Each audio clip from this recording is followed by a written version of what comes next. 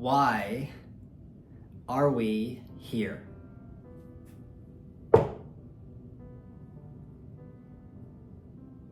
Sounds like a pretty important question, and today we're going to answer it. Sounds a bit existential, maybe philosophical or spiritual, but if you can stay with me to the end, this will change the way you view your reality. From the moment you wake up in the morning until you lay your head on your pillow at night, you will have a fundamentally different way of viewing life. So, why are we here?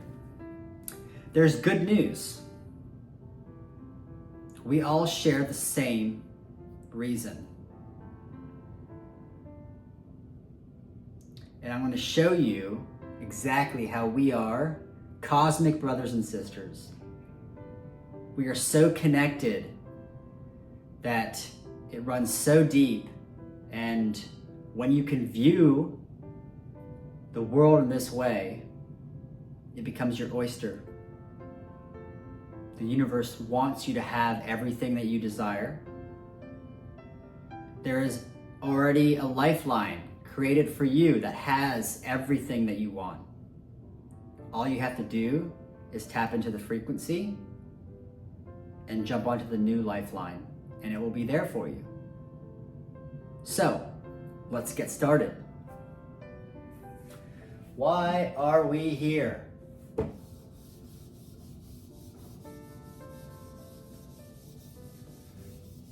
We share the same answer.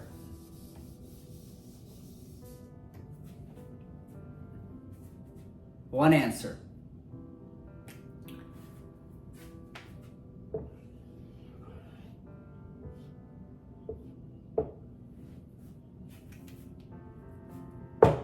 Qi. We are here to experience the flow of Qi. It's also called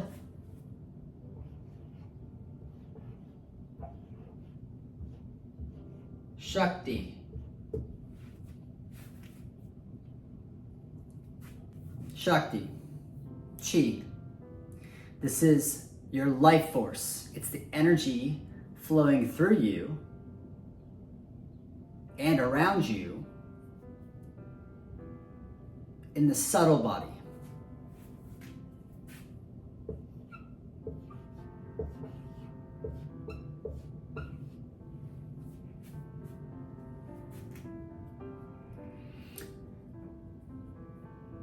As I mentioned before, I practiced medicine for the first 4 years of my career. I was trained in osteopathic medicine, which is more of a musculoskeletal based, kind of a mix between allopathic medicine and chiropractic medicine. And when I finished, I'm grateful for my training, but when I started working, I started looking around to see what type of struggles people in our country had. And in the US, I was seeing that majority of patients' ailments were starting in the psyche. So let's see where this goes. Not to make this a religious conversation, but when it boils down to it, it really doesn't matter what religion you practice, what you believe in, what deities you pray to.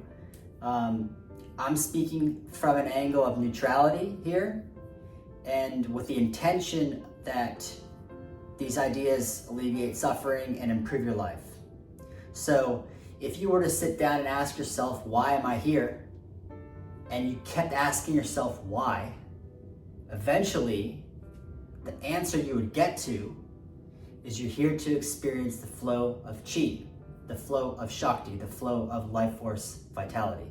And I'm going to show you why, okay? So we're going to start off first talking about mind, okay? So this is my beautiful artwork, okay? And this is mind. right? Something is going on up here.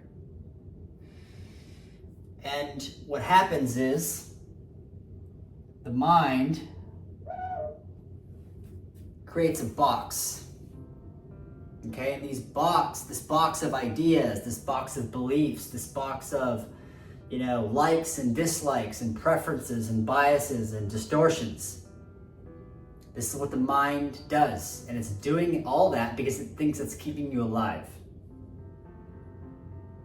Okay, this is called the default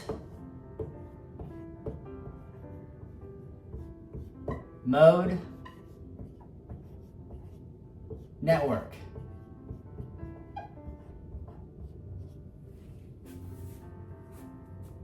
And the default mode network is a set of pathways in your mind or brain, however you look at it, that are so accustomed to thinking in the same way that it starts to become automatic. It's an automatic thought, an automatic feeling, an automatic belief, because it's on autopilot, because it's happened so many times, over and over and over again. And most of the default mode network is created through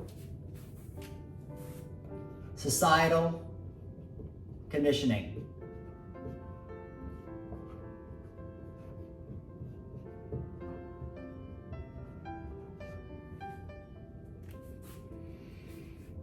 Which means most of our beliefs were given to us.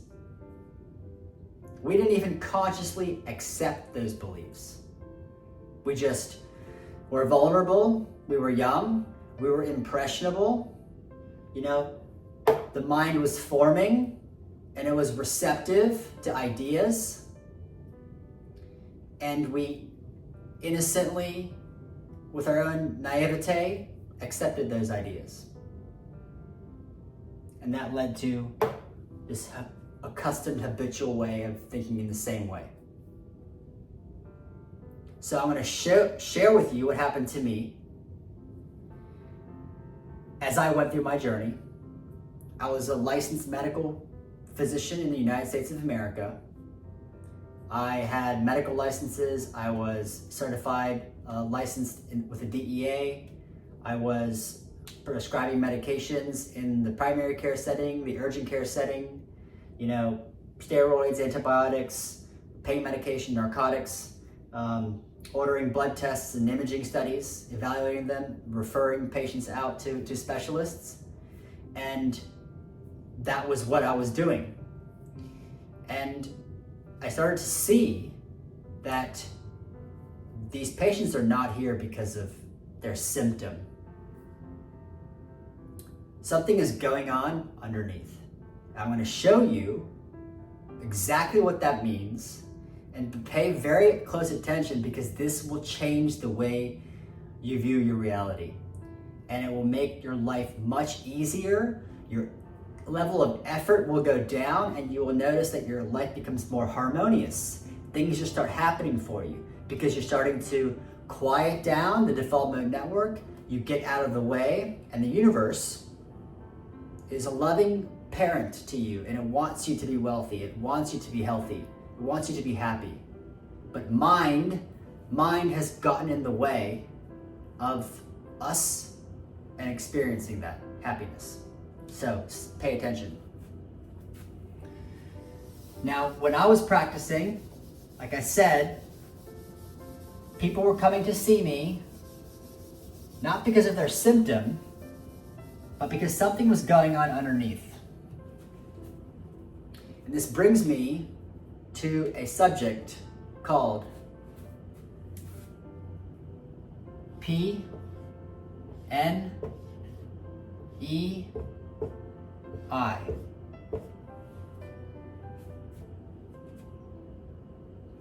P stands for psycho, neuro, endocrine, immunology. P-N-E-I. And what that basically is saying, it's a fancy way of saying that every disease starts in the psyche. Everything. High blood pressure, diabetes, cancer, inflammatory disorders. everything starts in the psyche. Now, what I'm going to show you in this video and videos to come is how is this related to why we're here?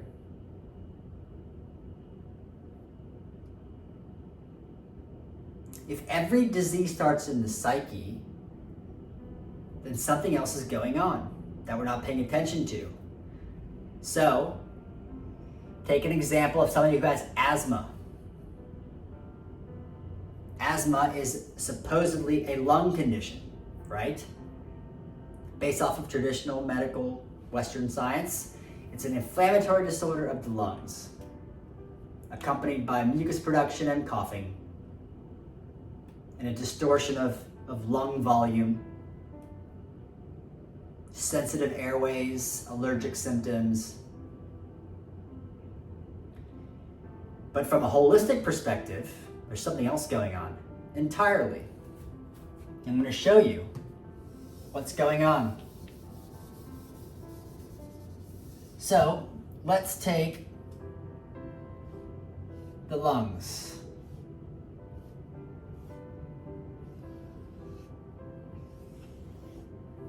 Beautiful lungs. What's happening in any condition of the lung or any condition of any organ is there's a deposition or a deposit of emotion.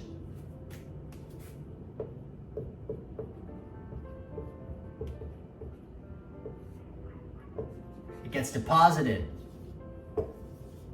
all throughout the lung through suppressed energy. Negative emotions are uncomfortable to feel. So what do? We stuff it down. What happens is that, like I said, all disease starts in the psyche. So with suppressed energy and suppressed negative emotions, those emotions get deposited into the organs of the body. When that happens, these acupuncture meridians, which are energy channels, which cannot be measured, they can't even be imaged yet, they close. And the organ develops what's called Qi stagnation or blockage.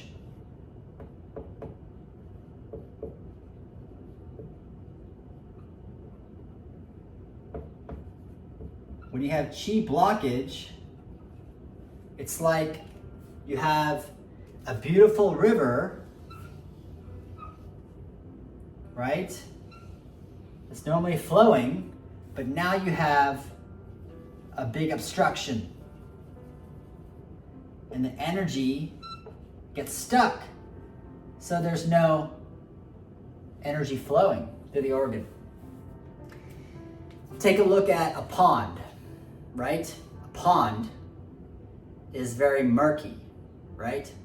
It's got, slimy, swampy stuff, accumulating on the surface because there's no circulation. It's stagnant. It's blocked. And so bacteria, fungus, it multiplies and it looks like a swamp. But then you go into the mountains and you see a river flowing without obstruction, and all of a sudden the water is flowing smoothly and it's clear. It's potentially drinkable.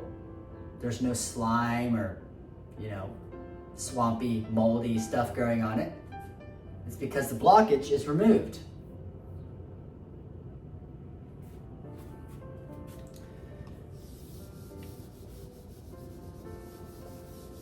So, if every disease starts in the psyche, and eventually emotions get deposited in the organs,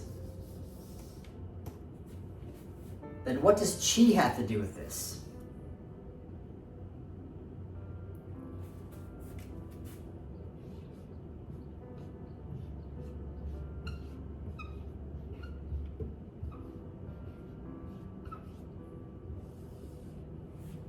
This is why we're all here. To experience the Qi. As you experience energy flowing through you, you start to notice that that emotion is not you. It's not you. It's a process. It's an experience. But when you ask yourself, who is it that is experiencing that? All of a sudden, you become the observer.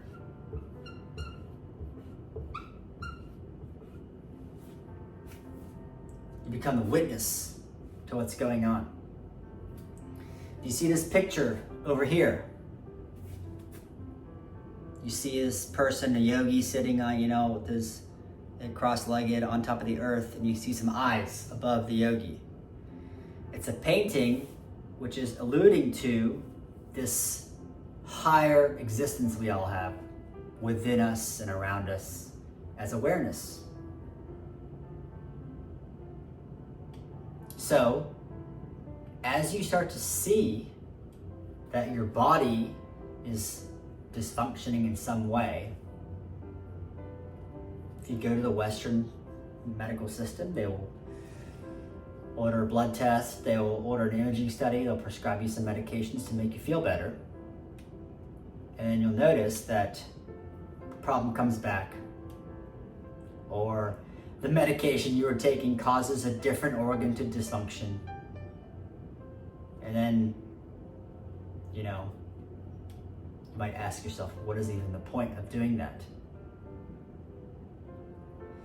So this is a different way to view your reality, because once you become the observer of the experience and you get out of the way, the default mode network,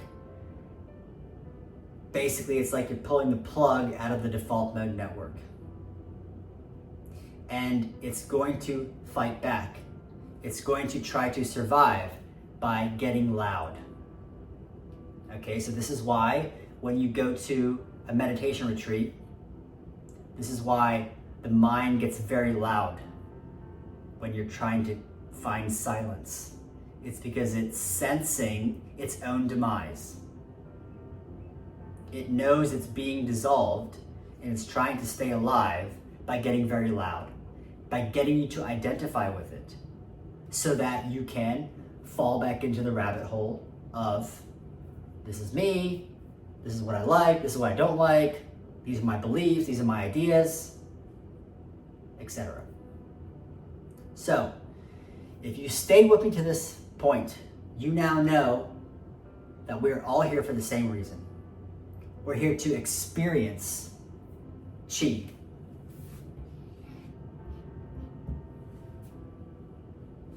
Across the board, all of us. And you also know that when we take the position of the observer, the default mode network turns off, and your whole intuition, your imagination, your awareness, everything pops open. Like the infinite sea of energy connected directly to the universal subconscious mind. So if you stayed with me to this point and you want to know more, you might be asking, well, how do I become the observer? What happens when I become the observer? What are some beautiful experiences that I might have if I become the observer? If you're interested in that, if you're interested in more abundance, more peace, more synchronicity, new projects and new relationships and new opportunities unfolding in your life, then you click on this video right here, and I will see you in the next video.